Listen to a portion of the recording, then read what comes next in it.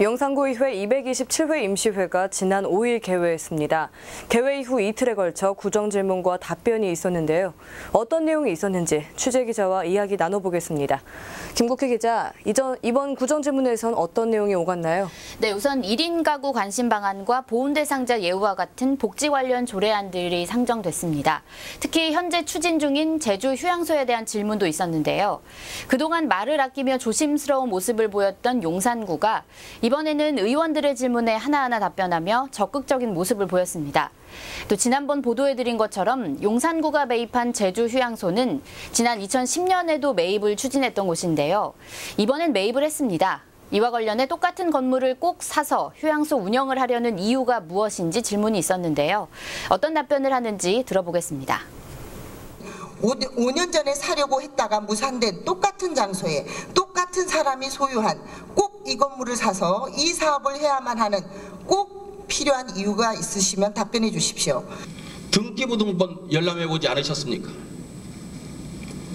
그동안의 소유자가 3번이나 바뀌었는데 똑같은 사람이라는 말씀은 무슨 근거로 그렇게 말씀을 하십니까? 휴양소 운영에 대해서는 현재까지 아무것도 결정이 된 바가 없습니다. 나중에 관련 조례를 제정해서 운영해야 될 사항임을 의원님도 잘 알고 계시지 않습니까? 네, 용산구는 등기상으로는 문제가 없다는 입장이네요. 네. 또 어떤 질문이 있었죠? 네, 휴양소 부지 외에 또 토지 매입에 관한 얘기가 있었는데요.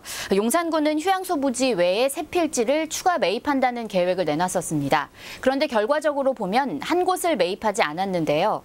이에 의문을 제기한 구의원은 매입하지 않은 땅이 매입한 2필지보다 훨씬 가치가 있다며 매입하지 않은 이유에 대해 물었습니다. 용산구는 그곳에 사람이 살고 있는 무허가 건물이 있어서 협상을 했지만 뜻대로 되지 않았다고 설명했는데요. 관련 답변 화면으로 보겠습니다. 제주 휴양소 매입 대상지 4필지에 대한 감정평가를 받아놓고 왜 3필지만 샀으며 사지도 않을 토지는 왜 감정평가 받았습니까? 문제 땅 132평 이 한 필지가 빠진 것은 의원님께서 지적하신 대로 무허가 건물에 사람이 살고 있습니다. 보상을 해주고 내보내려고 했지만 계약 시점까지 끝내 협상이 이루어지지 않았고 따라서 규정상 무허가 건물이 있는 땅을 규정해 매입을 할 수가 없어서 어쩔 수 없이 포기한 것입니다. 네, 그런데 좀 전에 들었듯이 용산구가 이 휴양소에 관해 적극적으로 설명하는 모습이 전과는 좀 달라진 것 같은데요? 네, 그렇습니다. 그간 용산구는 의회에서뿐 아니라 언론 매체에도 굉장히 소극적인 모습을 보여왔습니다. 결정된 것이 없다는 것이 그 이유였는데요.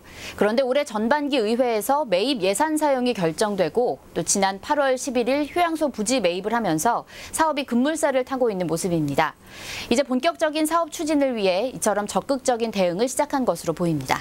그렇다면 제주 휴양소 사업은 어느 정도 진행되고 있는 건가요? 네, 우선 지난 6월 매입을 위한 조례안이 가결되고 또 지난 8월 11일에 제주 휴양소 매입을 완료했습니다.